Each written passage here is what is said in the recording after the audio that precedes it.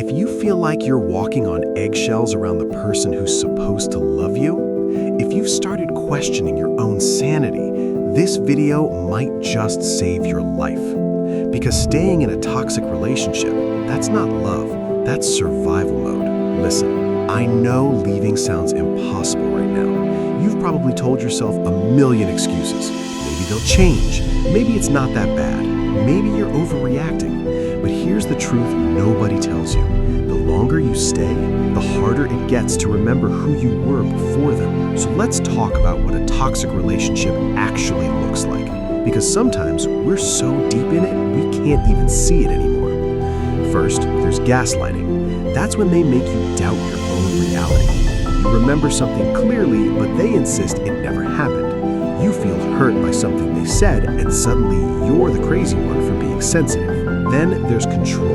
They need to know where you are, who you're with, what you're doing, every single second. They check your phone, they isolate you from friends and family, and somehow they've convinced you it's because they care so much. There's the Jekyll and Hyde thing. One moment, they're the sweetest person alive, the next, you don't even recognize them. And you're constantly walking on eggshells trying to figure out which version you're going to get today. And here's the big one. Nothing is ever their fault.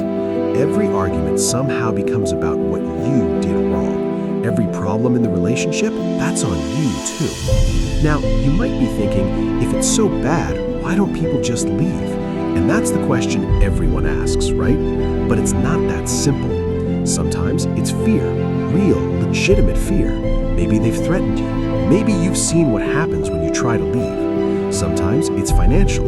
You depend on them for money, for housing, for stability. And starting over from scratch, that's terrifying. Sometimes it's hope, because you remember how amazing they were in the beginning, and you keep thinking that person is still in there somewhere. If you just love them enough, if you just try hard enough, they'll come back. But here's what I need you to understand. You cannot love someone into changing. That's not how it works. That's never how it works. Okay, so if you're ready to leave, let's talk about how to do this safely, because leaving is actually the most dangerous time. Step 1, recognize the pattern. Write it down. Keep a journal. Document the incidents, not for them, but for you. Because when they apologize and promise to change for the 100th time, you'll have proof that this is a cycle. Step 2, build your support system quietly. Reach out to people you trust. Tell them what's happening. And if you've been isolated, reconnect with old friends. You're gonna need people in your corner. Step 3, get your documents together. Birth certificates, social security cards, bank statements, anything important. Store them somewhere safe, outside the house if possible. Step 5, money. If you can, start saving cash, even small amounts. Open a separate bank account they don't know about. Financial independence is freedom. Step 6, plan your exit. Pick a time when they're not home. Have someone with you. Don't tell them you're leaving beforehand. Just go. You don't owe them an explanation. You don't owe them closure. You owe yourself safety. Now, here's the hard truth. Leaving is just the beginning. The first few weeks are going to be rough. You're going to miss them. I know that sounds crazy, but you will. You'll miss the good moments. You'll question if you made the right choice. That's normal. That's your brain detoxing from the chaos. Go no contact. Block them everywhere. Phone, social media, email, everything, because they will try to come back. They'll apologize, they'll cry, they'll promise they've changed. Don't fall for it. Get therapy if you can. A professional can help you process the trauma. Yes, trauma, because that's what this was. Rediscover yourself.